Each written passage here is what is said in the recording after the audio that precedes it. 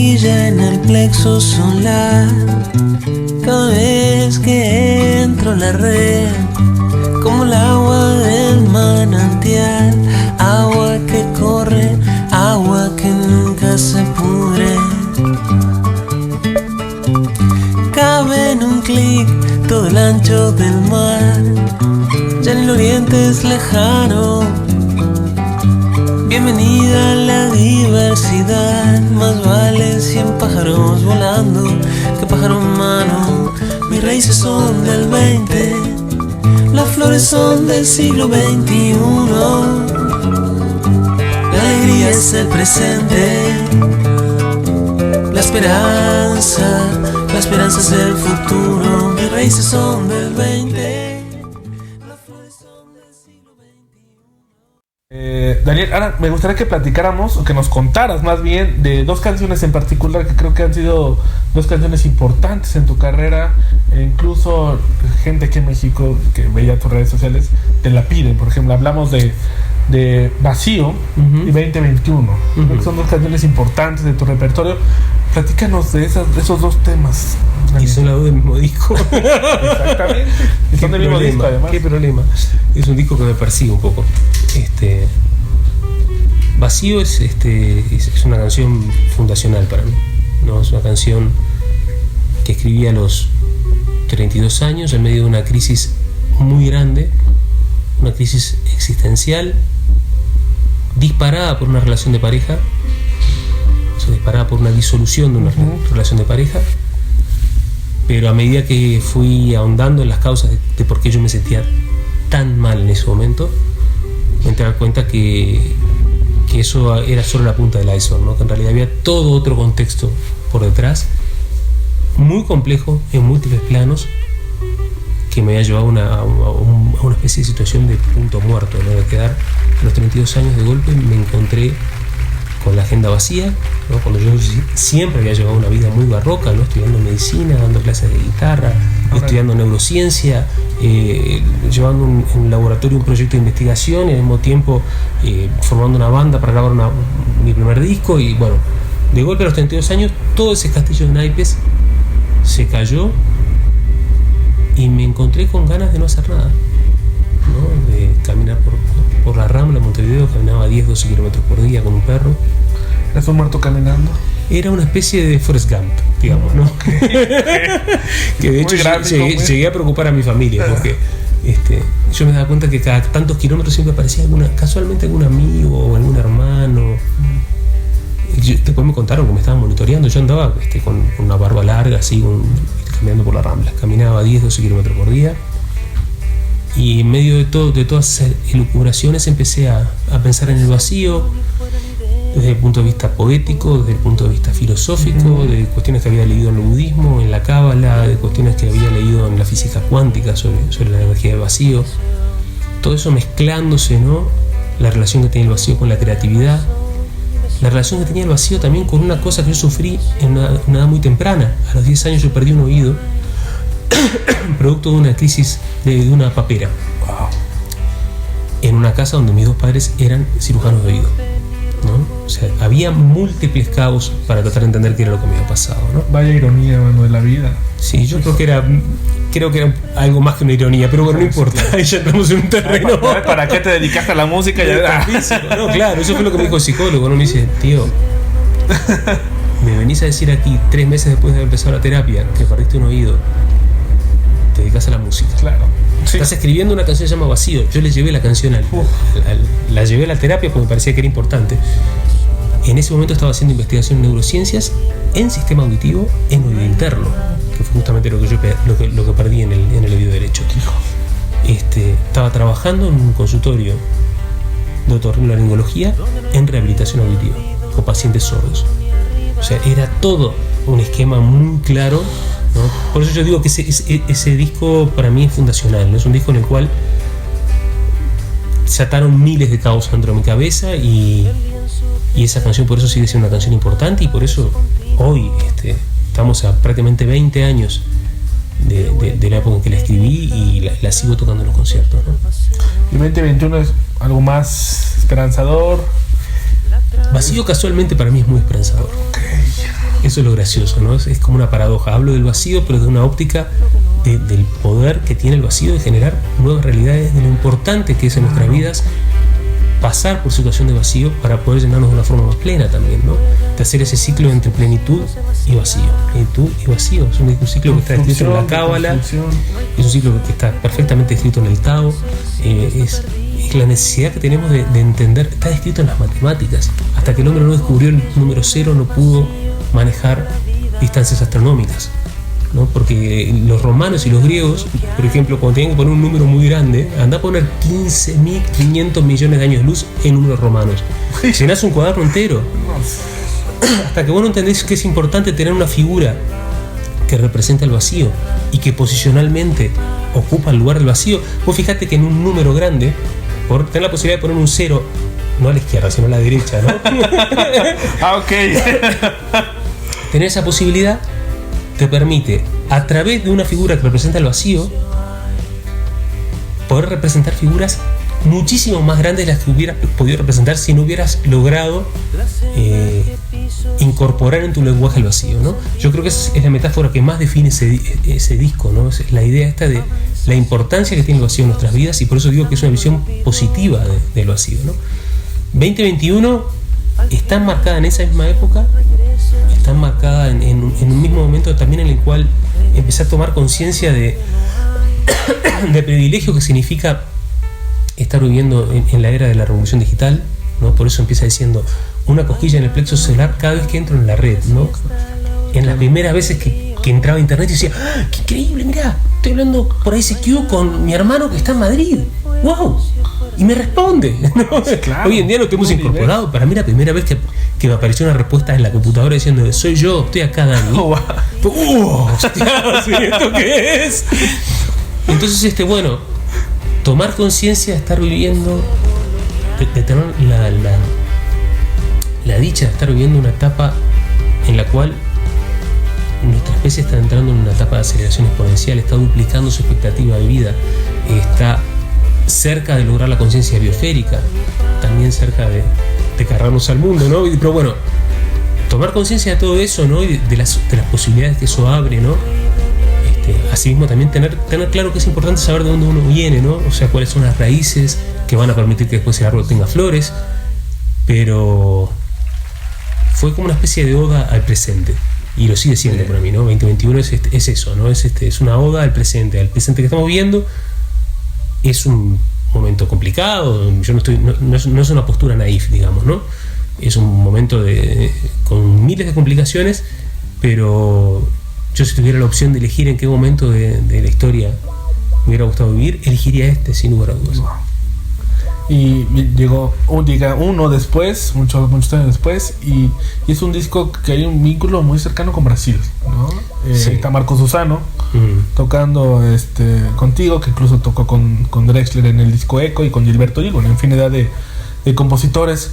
Pero cuéntanos de ese acercamiento con Brasil, que Caetano Veloso estuvo hace unos meses aquí en México, y justamente le preguntaba el por qué los brasileños vienen tanto a México, y es una música tan rica que ha cambiado la música en el mundo. Platícanos de ese vínculo con Brasil. Bueno, tocabas a Caetano Veloso, justamente hace 2 semanas estuvo comiendo en casa. Sí, vi el video que subió Caetano, y qué gran bohemia, no, fabuloso. Increíble, una alegría, un agradecimiento hacia Caetano. Salió del concierto y dijo, yo, más que ir a algún lugar a comer, me gustaría ir a casa de alguien. Venga para casa. Claro, no, qué agasajo tener a Caetano en tu casa. Yo no podía creer, estaba sentado así, lo escuchaba cantando en el living. Con Moreno cantaron juntos Cachito. Claro, están. La cantaron ahí en el living de casa, y yo decía, está la voz de Caetano resonando en mi living, no puedo creerlo. Yo estoy seguro que él no sabe lo que significa esto para mí, ¿no? El vínculo de Uruguay con Brasil siempre ha sido muy cercano, por una cuestión geográfica, primero antes que nada, ¿no? Por una cuestión histórica. Tanto Uruguay como Brasil, como una parte de Argentina, pertenece a lo que era el mundo pan-guaraní previo a la conquista, ¿no? Precolombino, mientras que después hay otro universo patagónico que es de otro origen étnico, y después está el universo andino, ¿no? Que son totalmente diferentes. Esas diferencias estaban marcadas antes de que llegaran los españoles, y siguen estando marcadas hoy en día. ¿no? De muchas formas uno las ve ahí en particularidades de los países andinos y particularidades de los países atlánticos de América del Sur, ¿no? A su vez, Uruguay, durante una etapa de su historia, fue parte del Imperio Brasilero. Es el único país de habla hispana de América del Sur que fue parte de Brasil en un momento, ¿no? Fue la provincia cisplatina, era la provincia más al sur primero del Imperio portugués y después de Brasil, ¿no? La independencia de Brasil se declara Uruguay siendo parte de Brasil en ese momento, ¿no? Y obviamente que Uruguay también siempre perteneció mucho, de una forma más integral, al mundo hispano, y en particular las provincias unidas del Río de la Plata, que terminaron siendo después Argentina. Entonces Uruguay siempre estuvo parado ahí en el medio, ¿no? En la boca de la cuenca del Río de la Plata, geográficamente, climáticamente también, en esa transición entre lo que es Argentina y lo que ya después es un mundo más subtropical y después tropical, ¿no? Entonces, claramente Brasil está en una situación de autismo en relación al resto de Iberoamérica, no solo con México, o sea que no se sientan solos, amigos. Es que sí, en particular con México es muy llamativo, ¿no? Yo siempre digo que David Aguilar, una de las cosas que ha logrado hacer es tocar el punto intermedio ahí, ese primer tropicalista mexicano. Es una mezcla entre Agustín Lara y Caetano Veloso, Chico Buarque, ¿no? Chico Buarque, para mí es entre Agustín Lara y Buarque. Las armonías que maneja David, las letras, todo, ¿no? El universo compositivo es maravilloso. Entonces, yo creo que Brasil siempre, digo, no lo estoy diciendo yo, esto lo dice el propio Caetano en la introducción de Verdad y Tropical, ¿no? Brasil es una isla también por esa presencia de esa gran masa verde que es el Amazonas, ¿no? Que genera como una especie de pulmón verde entre los centros políticos, económicos y culturales brasileños, que son San Pablo, Río de Janeiro, Salvador, Belo Horizonte, ¿no? Y el resto de América del Sur. Pero la conexión por el sur se da, ¿no? Y la frontera que Brasil tiene con Uruguay es sin lugar a dudas la más viva de todas las fronteras que tiene con el resto de los países de América del Sur. Toda esta introducción tan larga para decirte que para un uruguayo no es raro tener un vínculo con la música brasileña. Solo que en nuestra infancia nosotros percibíamos ese vínculo como un vínculo unidireccional. Nosotros consumíamos de una forma masiva música brasileña. Yo me crié escuchando Dorival Caymmi, Chico Buarque, Tom Jobim, después vino Caetano Veloso, Gilberto Gil, Djavan, Lenine. Todo eso estaba muy metido en la música que yo escuché durante toda mi infancia, durante mi adolescencia y mi madurez temprana, digamos, ¿no? Lo que pasó raro es que de golpe empezamos a desarrollar un trabajo en Brasil, ¿no? Y al principio en mi caso fue por el sur, donde hoy en día sin lugar a dudas tengo el vínculo más fuerte, ¿no? Que es con Porto Alegre, con la ciudad de Pelotas, con Uruguayana, con todo un ambiente de ciudades que están en el sur que son muy próximas culturalmente al universo platino. De hecho, hay toda una, yo hablo del tropical, del templadismo, ¿no? Justamente esa comunión de identidad que hay entre el sur de Brasil, Uruguay y el centro de Argentina. Pero últimamente, los últimos 3-4 años, empecé a desarrollar también trabajo en el centro. Este año tuve la enorme alegría de tocar en el Auditorio Ibirapuera, que es uno de los teatros más importantes de San Pablo y de Iberoamérica en general. Un auditorio maravilloso hecho por Oscar Niemeyer, el arquitecto. Y eso ya es poner un pie en el centro del país, ¿no? Hemos tocado, el disco fue grabado en Río de Janeiro, he tocado también en Salvador de Bahía, en Curitiba. De a poquito como que la cosa ya se va expandiendo al resto del país. Y yo creo que ahí hay como una especie de energía potencial que está ahí como esperando a ser desatada, ¿no? Que está siendo desatada, ¿no? Y que en la medida que esos vínculos, por ejemplo, en particular entre México y Brasil, se empiezan a dar de una forma fluida, va a haber un impacto grande en los dos sentidos. Nos llega a cuentagotas. La música brasileña nos llega a cuentagotas, los artistas evidentemente. Entonces, igual me acuerdo de presentar el disco Lenine del Unplugged, por ejemplo, en el Teatro de la Ciudad. Estaba lleno. O sea, dije, a ver, está lleno el teatro para ver a este monstruo de la música que es Lenine. ¿Por qué no más brasileños se animan, no? En eso estamos. Ok, ahí te encargamos. De hecho, mira, justamente ayer de noche estábamos tocando en esta reunión y un músico que para mí es un músico referencial de aquí, ¿no? Que es Mauricio El Hueso Díaz. Mauricio Díaz. Sí, claro, El Hueso. Toco una canción mía, toco Febril Remanso, que es el corte de difusión de este disco, que lo hice en parcería con Celito, que es un músico de Río Grande do Sul, del sur de Brasil. Y cuando lo termino de tocar me dice, ¿qué canción más huarque? Yo no la percibo como una canción huarque, pero claro, yo estoy tan inmerso en ese mundo. Claro, es que sí, ahorita que lo pienso, sí. Estoy tan inmerso en ese mundo, yo ya me crié tanto con los acordes de la bossa nova dándome vuelta en la oreja, ¿no? Y incorporando ese mundo armónico de la bossa nova como lo hace Cabrera, ¿no? Incorporándolo al candombe, incorporándolo a la milonga. Para mí eso es tan natural que yo ya no lo percibo de esa manera, ¿no? Yo decía, claro, esta canción la hicimos juntos con Celito, obviamente Celito tiene a Jobim y a Huarque en las venas, ¿no? O sea que por más que queramos hacer una canción pop, parece que se nos escapa. Y aparece ese otro mundo raro, ¿no? Claro que son cosas que de repente en el sur de Brasil, en Uruguay, ni que hablar en el Río de Janeiro, hacer progresiones de acordes que vayan subiendo cromáticamente, ¿no? Tono, semitono a semitono, es una cuestión súper natural. Y yo me doy cuenta que cuando salgo de ese universo, ¿no? y voy a tocar, por ejemplo, a Chile o aquí mismo en México, llama la atención, me dicen, qué raro cómo manejas los graves, ¿no? ¿Por qué te mueves de esa manera, ¿no? Sin lugar a dudas hay una influencia muy grande en mi vida. Mi oficina de management hoy en día está localizada en Porto Alegre. Yo trabajo para todo el mundo a través de Brasil. Cierro mis conciertos en Montevideo desde Porto Alegre, lo cual es muy freak en un punto, ¿no? Mis conciertos aquí en México son cerrados por una persona que es mi manager, Diego Coiro, que habla español con un acento en portugués muy marcado, ¿no?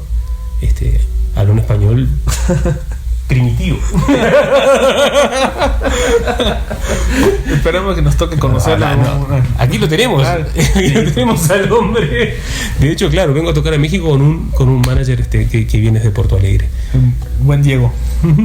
Pues Daniel, pues qué rica charla contigo. Me gustaría seguir, pero esto nos va a tomar más tiempo y a veces el tiempo en las entrevistas son implacables. Nada mejor que quedar con ganas para una próxima, ¿no? Excelente.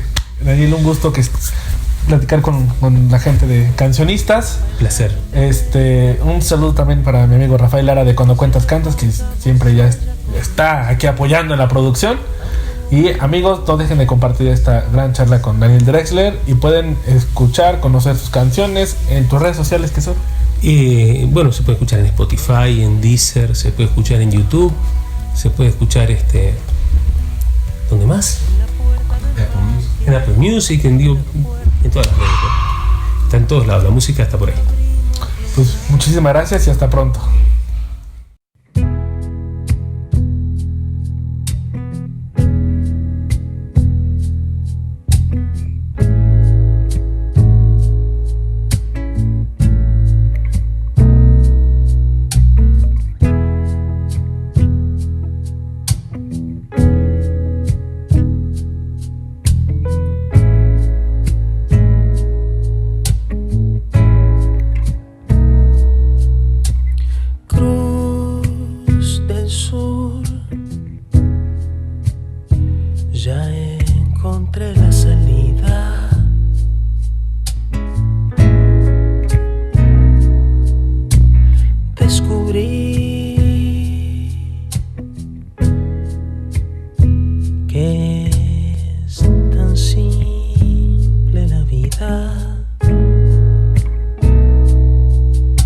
No hay problema ni dolor tan importante que no sea un